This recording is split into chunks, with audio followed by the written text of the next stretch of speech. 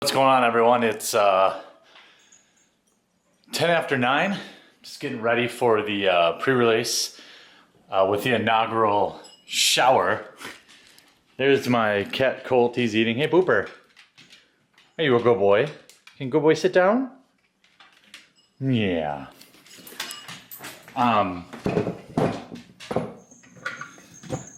Here you go, Boppo. There's cats everywhere. There's Doc. There's Vienny. Oh, my Vienny, yeah. You guys never see him, really. Chance is over here. Let's see. Big hoss. Boy, you ready for pre-release, Ginger, baby?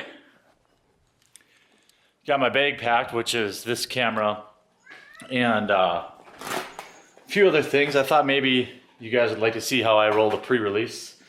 I have that bag for this camera and the camera glasses, so I can keep everything separate. Inside this, I have sleeves, a couple sets of sleeves. In here is dice. I have a couple sets of these, the Chessex like mini dice. In like two of my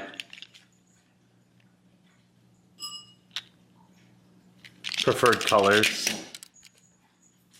that aren't focusing like at all. Anyway, playmat is in here. More card sleeves. If I see any fans, I usually give them some card sleeves. Got some score pads. Then I've got this Ultra Pro.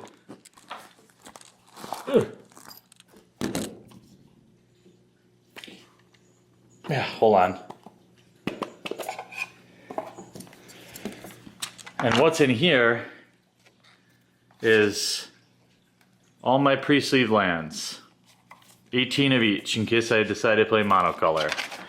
So I have my pre-sleeve lands, dice, playmat, card sleeves. I even have some backup card sleeves, phone charger, camera, and cat. So I think I'm actually going to rely a little more heavily on the Battle for Zendikar cards because I know them better. But people always ask me when I'm hoping to play at pre-release. I think blue in pre-release is the strongest color. Blue-black, I think, will be very strong. There will be good ally decks out there and good red-black aggressive decks, but I'm hoping to open some really good blue and black so I can tempo out and play big fat Eldrazi late. So I've got about 2 more hours to kill. I actually just streamed some vintage Nintendo, some Super Mario Brothers 3 with you guys until about 9, and now I've got to finish getting ready, charge up everything, and hit the road. 8:45 a.m. A dream just escaped me again. Over breakfast I could hear you in the garage building insects. I'm getting here like 1 minute ahead of time. I hope. I was worried about being late. I had to leave right when I got there.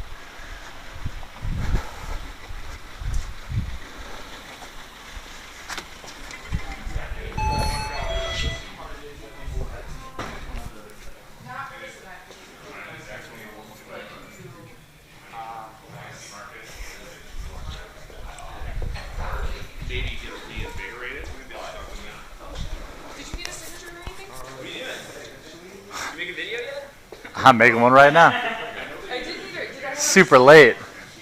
You're good. Yeah. You said I would have a receipt. Is that open? That's if you would, that would be awesome. I know I'm at Puka royalty table here. Did you see the BR announcement? I did. Crazy. So Yeah. crazy.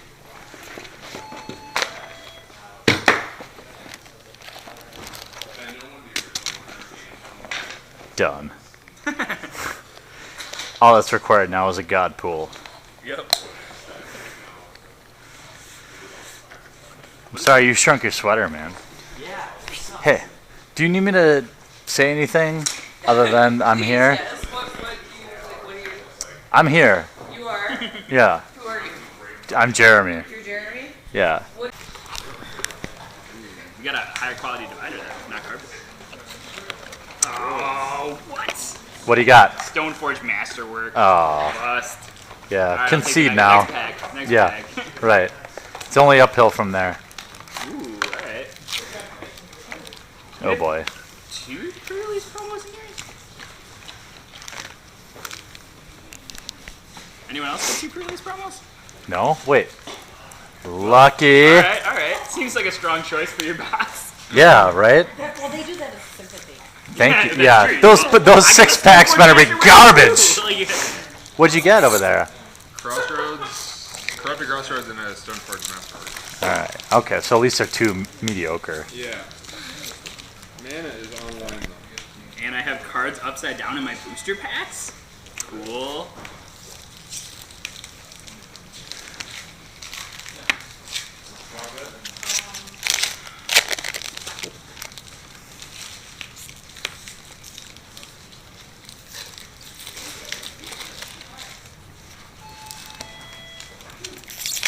Come on now. At this rate, it's Expedition or Bust. Alright, Dread Defiler though, that's good. I'm happy to see that. Pretty good. Yeah.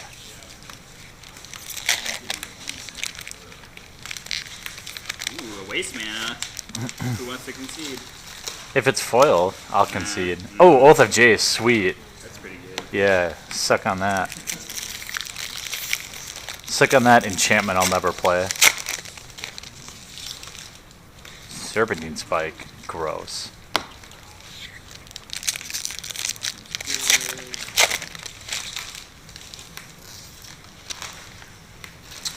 It's not a good pool.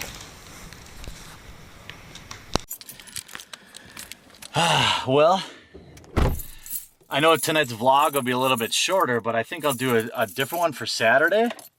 I played in like a premium tournament.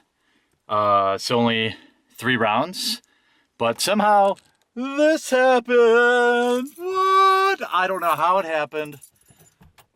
When I get home, I'll show you my pool. It is awful.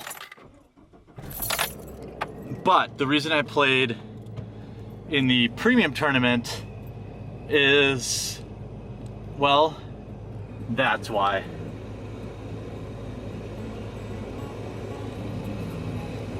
Well, I don't know, this camera's not focusing very well, but it's only 2:46 and I'm going home. I've got another one at noon tomorrow, so I'm gonna get to bed before 4, even after editing and cracking these packs for you guys. And interestingly enough, I can tell you, this felt a lot more mid-range than late game compared to battle. And abilities felt really strong. Like, the best thing my deck could do was tap things down, and I didn't even lose 1 game all night. I would just tap things down, use abilities of my creatures to make unfavorable blocks happen, and somehow things went really well. I 2-0'd, and then my other opponent, the way the price structure broke down, you'd be a fool to not split. Basically, 3-0 got a box, but 2-1 got $15 in store credit. So you'd have to be a maniac to not split that. So we split. We both took 18 packs, and we're both going home at before 3 in the morning. So that feels pretty good. Having only played 4 games, I don't know if I have a super strong opinion about any cards in particular. Illegal U-turn! Well, no, it's illegal, I think. I just say Kentucky whenever I do anything that seems illegal. And then, because I learned how to, people in Kentucky drive like maniacs, so, I'm going home. I'm going to talk a little bit about the pre-release. I had a lot of fun. Thanks, Game Universe. Definitely a huge fan of the premium event, which is only 16 players. And I'm very excited to be on my way home before 3 o'clock with half a box. And we'll do it all again for you tomorrow at noon.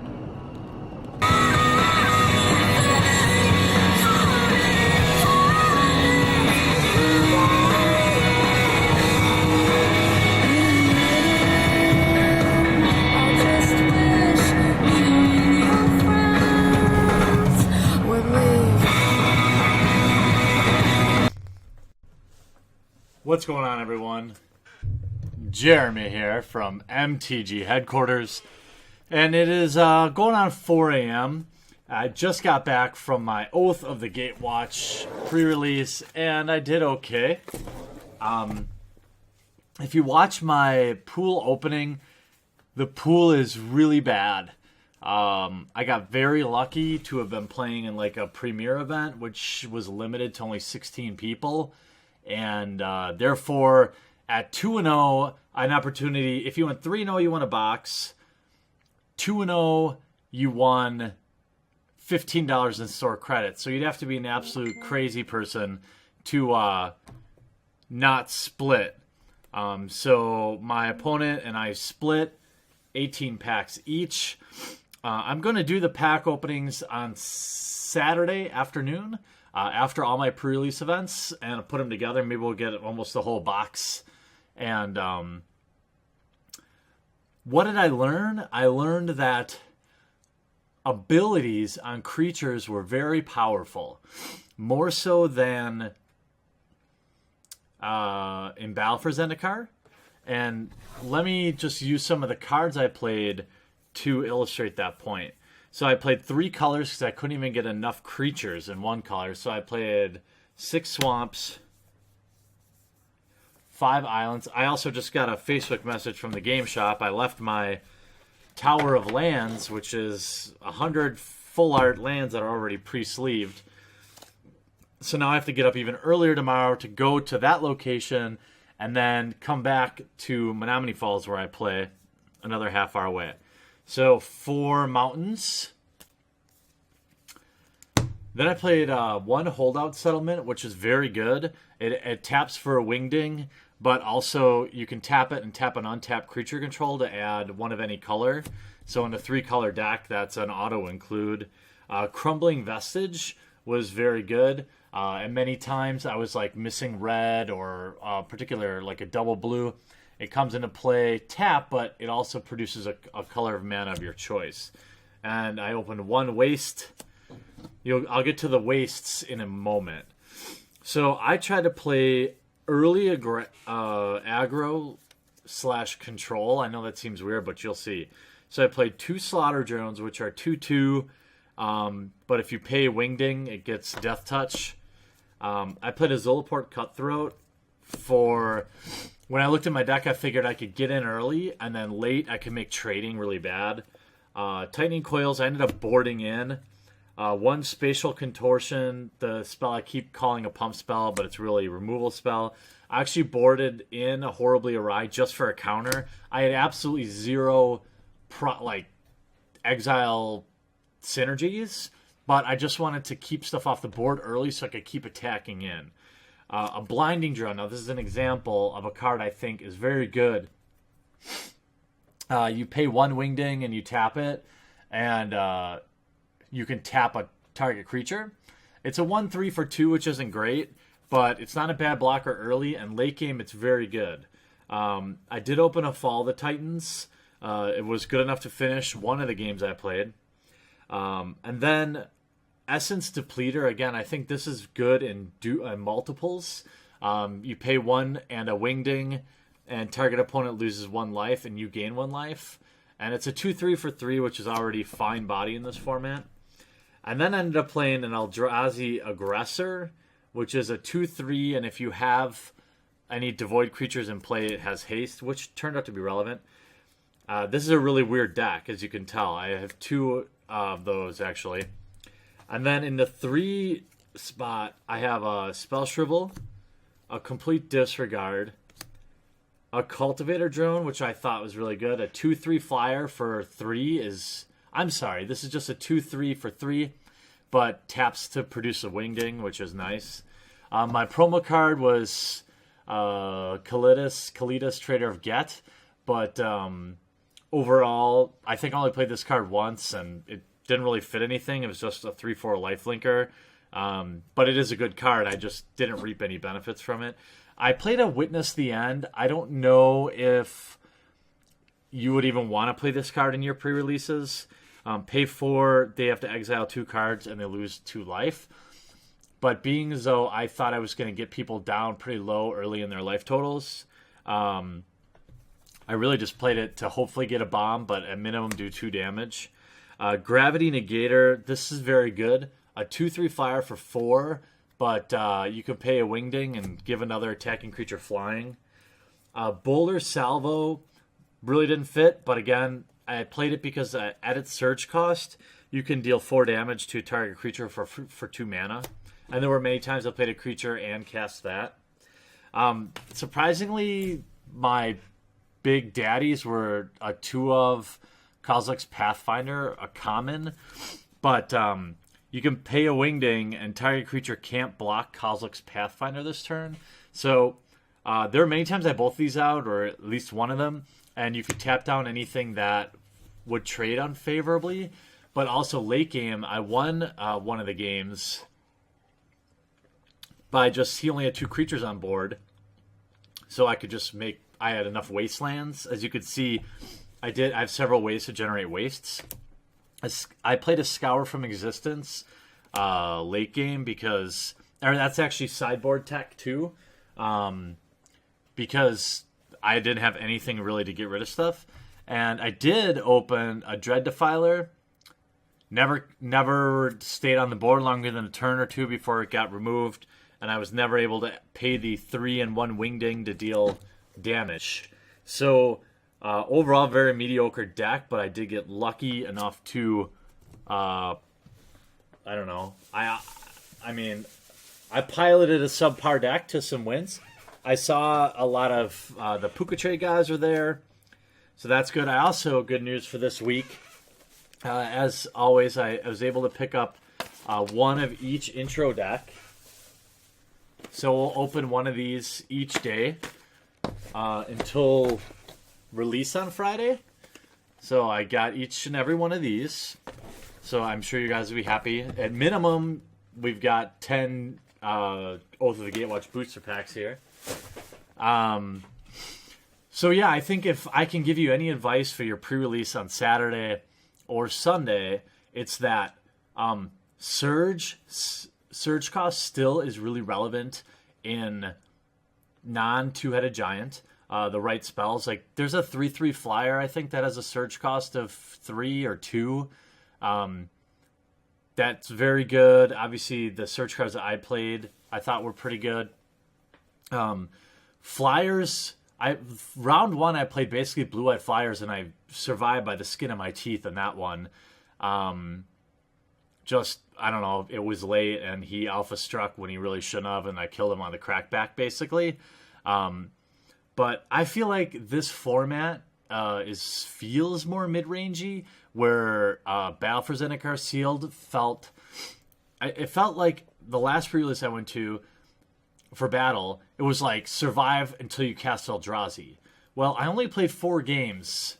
Fortunately, I won all 4, but I didn't have that scenario ever come up. I was just over by the mid-game in most times.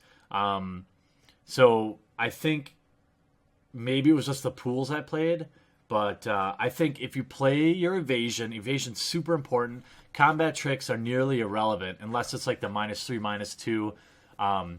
Blue is still really good. Bounce spells and things like that are really relevant to buy you time, but it was really a creature heavy. I felt like control is in the best position in this format, but most of what I thought ended up being true. I had a ton of fun, and I can't wait to go back tomorrow. So for those of you who missed pre-release or who are watching this, tapping stuff down, gaining life, like the drain stuff, was really relevant.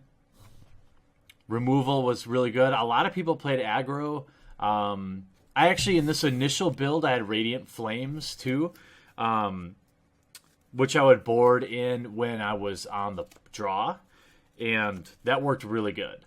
So I imagine the -2/-2 sorcery speed black spell, I forget what it's called, is probably really good in this format. There's a lot of 3 toughness. There's a lot more 2/3s in this format, where last format there were a lot of 2/1s or 3/2s. So that's definitely relevant. A lot of blocks, you're just kind of bouncing off each other and stuff like that. So keep an eye out on that. I hope if you went to pre-release, you had fun. I've got to edit this up and get myself to sleep. So we'll talk to you again tomorrow. What's up, and thanks for watching this video. I produce all different kinds of content, so if you haven't yet, click on my face to subscribe. If you want to watch more videos, I've got some sweet playlists, including this one, where I open up every fat pack ever created. I've also got this one over here where I open just about anything vintage and old and expensive for your enjoyment. And all this is made possible by the awesome backers at our Patreon, which is linked in the description of every video. Hop on over there, check it out, see if it's something you might want to consider. If not, sit back, enjoy, and I'll still love you.